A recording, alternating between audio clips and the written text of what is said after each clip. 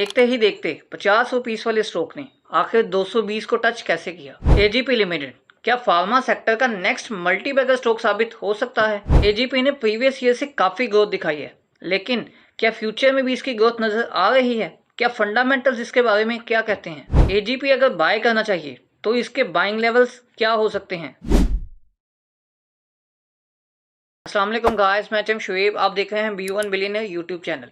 जिस तरह के आपको पता है कि 15,000 सब्सक्राइबर्स का माइलस्टोन अचीव करने के बाद आपके साथ बिगिनर टू प्रो लेवल का फंडामेंटल कोर्स पब्लिक किया जाएगा, तो जल्दी से चैनल को सब्सक्राइब कर लें और दूसरों को सब्सक्राइब भी करवाएं ताकि 15,000 सब्सक्राइबर्स कंप्लीट हो सकें और बिल्कुल फ्री आप बिगिनर टू प्रो लेवल का फंडामेंटल कोर्स सीख सकें। अब ये फैसिलिटीज जो कि B1 बिलियनर टीम प्रोवाइड करती है, जिसमें अकाउंट ओपनिंग भी है, टैक्स रिटर्न भी है, एनटीएन है, इसी तरह ज़कात डिडक्शन फॉर्म और मजीद काफ़ी फैसिलिटीज़ जो कि B1 बिलियनर टीम प्रोवाइड करती है। अगर आप कोई भी फैसिलिटी अवेल करना चाहें तो इस कॉन्टैक्ट नंबर पर रब्ता कर सकते हैं। एंड एक नज़र हमारे प्रॉफिट्स पर डाली जो कि हमारे प्रीमियम ग्रुप के प्रॉफिट्स हैं।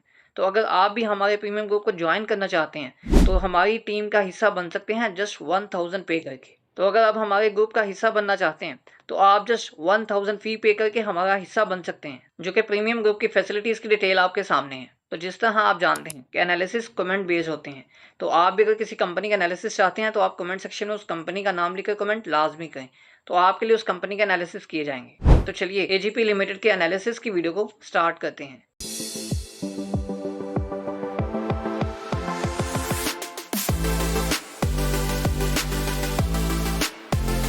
बेसिकली एजीपी 1989 में बनी और अपने ऑपरेशंस को कराची में स्टार्ट किया as an independent pharmaceutical manufacturing company. और एजीपी को 2014 में ओबीएस ग्रुप ने एक्वायर किया, जो कि 2018 में पाकिस्तान स्टॉक एक्सचेंज पर भी ये लिस्ट हो गई और पब्लिक लिमिटेड कंपनी बनी। ये एजीपी के 3 मेन प्लांट्स हैं कराची में, site areas and super highways पर, और हर प्लांट के पास अपना अपना अलहदा लाइसेंस है मेडिसिन को मैन्युफैक्चर करने का, जो कि एक वैलिड लाइसेंस है। और वो सब प्लांट्स कंपनी के टोटल रेवेन्यू में काफी कंट्रीब्यूशन करते हैं, जिसकी परसेंटेज आगे मजीद देखते हैं। तो एनुअल रिपोर्ट 2024 से लिया गया इनका डाटा, लेटेस्ट फाइनेंशियल्स जैसे ही अपडेट होंगे तो आपके साथ उसके भी एनालिसिस शेयर किए जाएंगे। तो ये है यहाँ पर ओवर ऑपरेशनल परफॉर्मेंस। तो यहाँ पर इनके 3 मेन प्लांट्स हैं जो कि हमने अभी डिस्कस किया। इनके 3 मेन प्लांट्स के एड्रेसेस आपके सामने हैं। इसी तरह एनुअल प्रोडक्शन जो है इन मिलियंस, ये आपके सामने। अब जो मेन प्लांट है कराची में वो प्लांट 1 है, जिससे कंपनी को बहुत ज़्यादा प्रोडक्शन भी होती है और बहुत ज़्यादा रेवेन्यूज़ भी जनरेट होते हैं। तो यहाँ पर आप देख सकते हैं प्लांट 1 की कैपेसिटी, प्लांट 2 की कैपेसिटी और प्लांट 3 की कैपेसिटी, जो कि प्लांट 2 थोड़ा प्लांट 1 से काफ़ी छोटा है, लेकिन प्लांट 3 उससे भी छोटा है।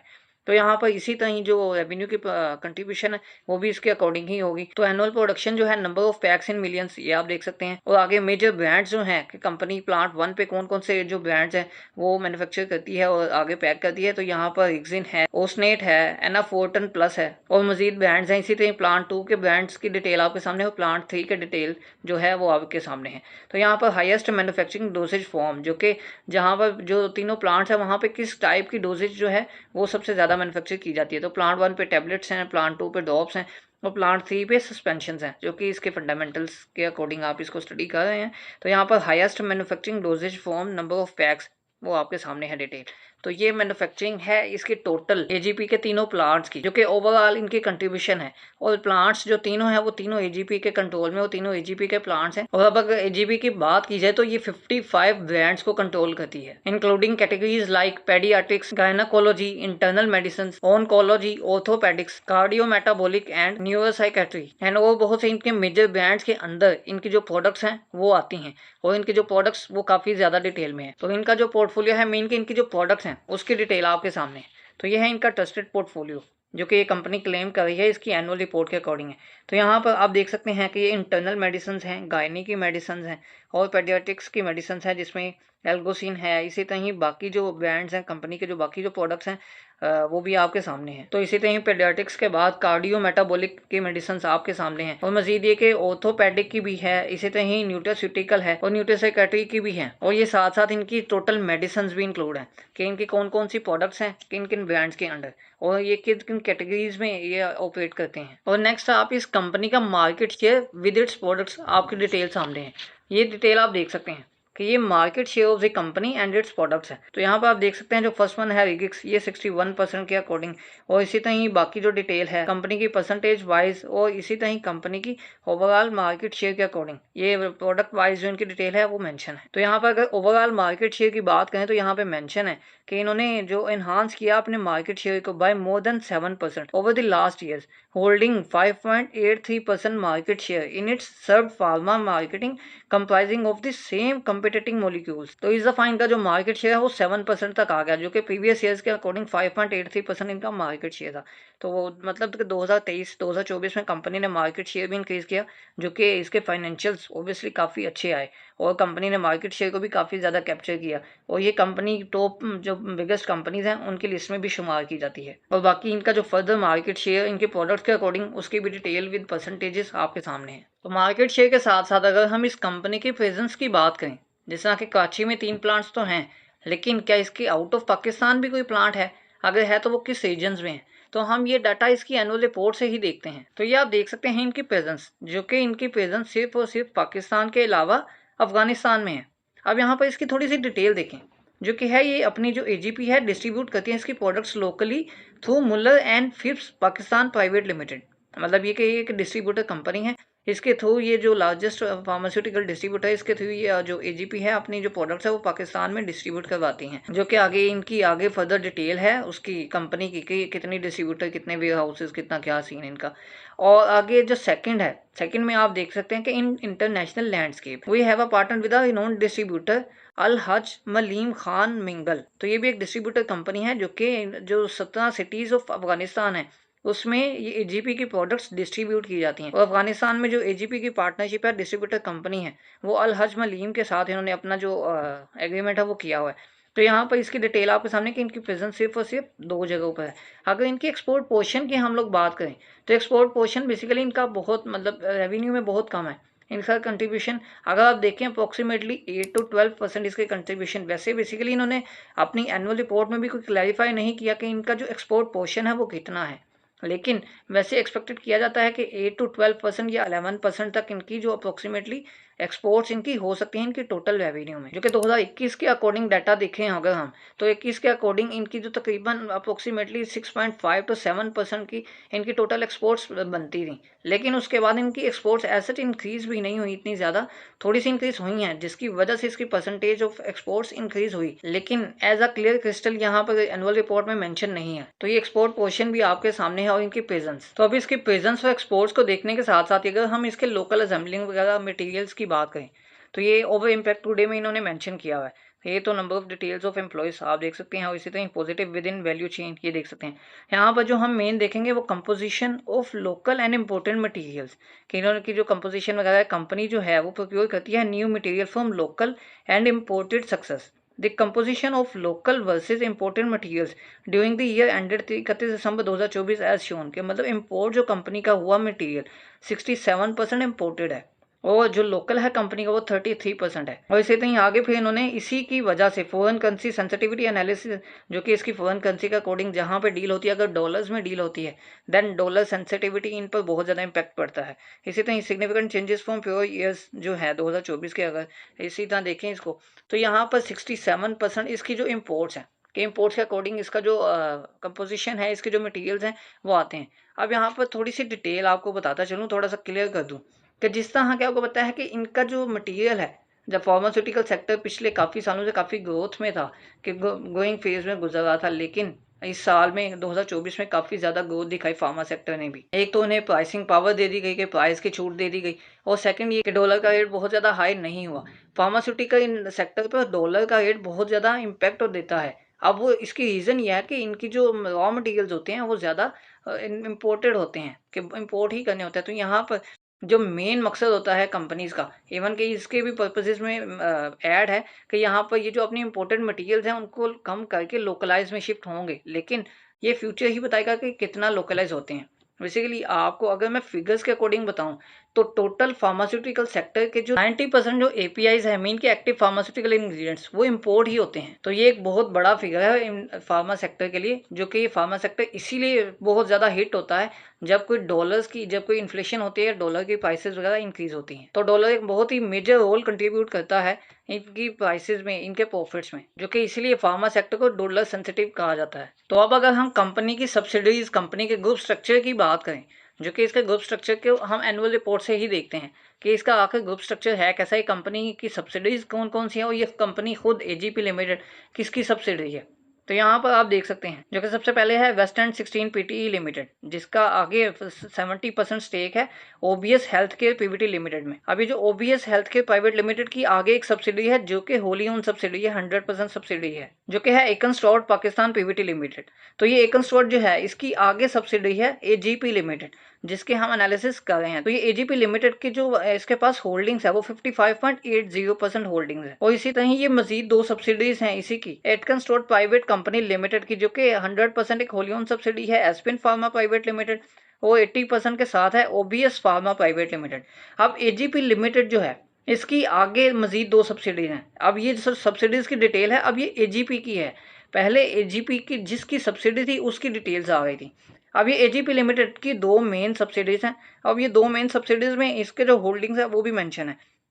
तो यहाँ पर आप देख सकते हैं कि एजीपी लिमिटेड की जो पहली सब्सिडी है ओबीएस एजीपी प्राइवेट लिमिटेड, ये एजीएस की जो सब्सिडी है, जिसमें एजीएस का जो एजीपी का एजीपी लिमिटेड का 65% का स्टेक है। इसी तरह एजीपी लिमिटेड की सेकंड सब्सिडी है ओबीएस पाकिस्तान प्राइवेट लिमिटेड, जिसके ऊपर 91.82% होल्ड है, स्टेक होल्ड है एजीपी लिमिटेड का। इसी तरह बाकी स्टेक दोनों सब्सिडीज में एटकन स्टोर जो कि मेन कंपनी है, इनके जिसकी एजीपी लिमिटेड सब्सिडी है उसका होल्ड है बाकी की पोर्शन का, एजीपी लिमिटेड की जो 2 मेन सब्सिडीज हैं उनमें। तो अब पीएसएक्स की ऑफिशियल वेबसाइट में मैं आपको लिए चलता हूँ, वहां पर उसका थोड़ा सा डाटा देख के देन हम फाइनेंशियल एनालिसिस पर आते हैं। तो यहाँ पर इसके स्टॉक की प्राइस आपके सामने है, जो कि 210.14 रुपीस की इस टाइम की प्राइस है। तो इसी तरह 52 वीक्स रेंज का जो हाई है ये 220.02 रुपीस है। अगर इसका आप पीछे लो देखें तो ये 40 से उठकर ये 220 पर आया हुआ है। तो यहाँ पर अगर 1 साल का इसका देख लें तो 1 साल में इसका जो लो है वो 95 रुपीस है, जो कि 52 वीक्स रेंज का हाई और लो आपके सामने है। तो इसने काफ़ी ज़्यादा ग्रोथ दिखाई एजीपी लिमिटेड ने। तो एजीपी लिमिटेड की जो इक्विटी प्रोफाइल है वो आपके सामने है कि इसका जो फ्री फ्लोट भी है वो 30% है। और इसके बाद मजीद जो इनके फाइनेंशियल्स अगर आप देख लें एनुअल बेस पर, चूँकि 6 ईयर्स के फाइनेंशियल डाटा इसकी रिपोर्ट में मौजूद नहीं था, तो इसलिए हम यहाँ पर थोड़ा सा डाटा इसका देख लेते हैं। 2021 के जो सेल्स थी कंपनी की उसके अकॉर्डिंग जो कंपनी का प्रॉफिट रहा और ईपीएस कंपनी की रही वो काफ़ी अच्छी बेहतर रही 5.59 के अकॉर्डिंग। और 2021 के बाद 2022 आया, 22 में कंपनी की सेल्स तकरीबन 25 to 30% इंक्रीज हुई, लेकिन कंपनी का प्रॉफिट डिक्रीज रहा और कंपनी की ईपीएस 2021 की निस्बत थोड़ी कम हुई। और इसी तरह सेम 2023 में सेल्स मजीद इंक्रीज हुई, लेकिन कंपनी की जो ईपीएस है वो डिक्रीज हुई just due to decrease of profit after taxation. और 2024 का डाटा आप देख लें, कंपनी की सेल्स जो है वो मजीद और ज़्यादा इंक्रीज हो गई।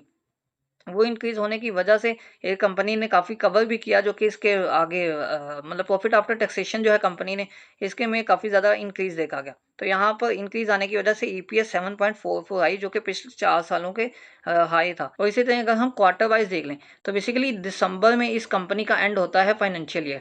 तो यहाँ पर ये सेकंड क्वार्टर के रिजल्ट्स आएंगे इस दफ़ा। तो यहाँ पर आप क्वार्टर वाइज देख सकते हैं कि 2025 का फर्स्ट क्वार्टर है वो कंपनी का थोड़ा सा अच्छा रहा, but according to same quarter of the previous year ये कंपनी का अच्छा थोड़ा रहा है।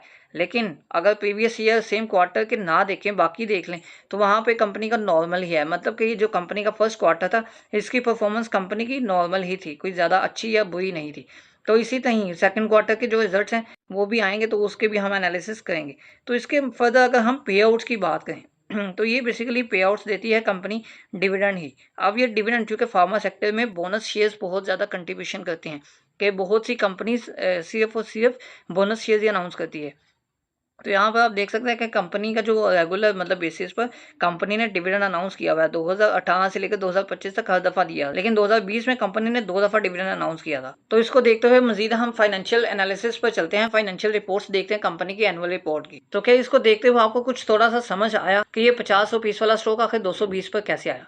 एक तो आप इसकी थोड़ी सी टेक्निकली भी देखें तो इसकी कंसोलिडेशन काफ़ी देर रही, और उसके बाद जिस तरह के फार्मा सेक्टर में पिछले साल काफ़ी ज़्यादा बूस्ट आया, तो सेम ऐसे ही एजीपी कंपनी पे भी बहुत ज़्यादा बूस्ट आया और कंपनी की जो सेल्स हैं वो हर साल थोड़ी थोड़ी इंक्रीज तो हो रही थी, लेकिन 2024 में बहुत ज़्यादा सेल्स इंक्रीज हुई और कंपनी के जो एक्सपेंडिचर्स बाकी एक्सपेंसेस वगैरह कंपनी के वो भी रिकवर हुए और कंपनी के जो प्रॉफिट्स हैं वो काफ़ी ज़्यादा इंक्रीज हुए और प्रॉफिट्स इंक्रीज होने की वजह से कंपनी के अंदर स्टॉक की प्राइस में ग्रोथ भी देखी गई। तो चूंकि कंपनी डिविडेंड अनाउंस नहीं करती तो इसलिए कंपनी के अंदर कैपिटल गेन ही आना था, तो कंपनी के अंदर कैपिटल गेन आपको देखने को मिला। तो कंपनी के स्टॉक की प्राइस में जो बूस्ट आया वो इसकी फंडामेंटल्स भी हैं और इसके टेक्निकल्स भी। और क्या एजीपी नेक्स्ट फार्मास्यूटिकल का मल्टीबैगर स्टॉक साबित हो सकता है जिस तरह के हेलियन साबित हुआ? तो ये हमने एनालिसिस किए। अब फर्दर फाइनेंशियल स्टेटमेंट्स को देखते हैं। तो ये डिसीजन आपने लेना है और कमेंट सेक्शन में बताना है। तो ये स्टेटमेंट ऑफ फाइनेंशियल पोजीशन जो कि अनकंसोलिडेटेड स्टेटमेंट है। तो यहाँ पर आप देख सकते हैं नॉन करंट एसेट्स को, जिसमें प्रॉपर्टी प्लांट एंड इक्विपमेंट्स जो हैं उसमें कंपनी का 2023 से 2024 में थोड़ा इंक्रीज रहा,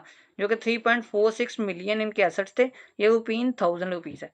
तो यहाँ पर इसे तो वो 3.46 मिलियन से इंक्रीज होकर 3.94 मिलियन तक आए 2023 से 24 में। और इसी तरह कंपनी के करंट एसेट्स की डिटेल आपके सामने है। जो टोटल एसेट्स की बात करें तो टोटल एसेट्स में तकरीबन 10% का इंक्रीज आया है। और इसी तरह आप शेयर कैपिटल एंड रिजर्व्स की बात करें वो उसके आपके सामने है। नॉन करंट लाइबिलिटीज की डिटेल आपके सामने है, जो कि टोटल इक्विटी एंड लाइबिलिटीज जो है कंपनी की वो 17 मिलियन से लेकर 18 या 5 मिलियन तक आ गई। तो अगर statement of profit and loss की बात करें तो चूंकि ईपीएस हम लोगों ने अनकंसोलिडेटेड में पहले ही देख लेनी, तो अनकंसोलिडेटेड स्टेटमेंट में हम देख रहे हैं कि यहाँ पर कंपनी के 2023 में जो कंपनी का रेवेन्यू है वो इंक्रीज हुआ 2022 की निस्बत, 2024 में 23 की निस्बत और ज़्यादा इंक्रीज हो गया।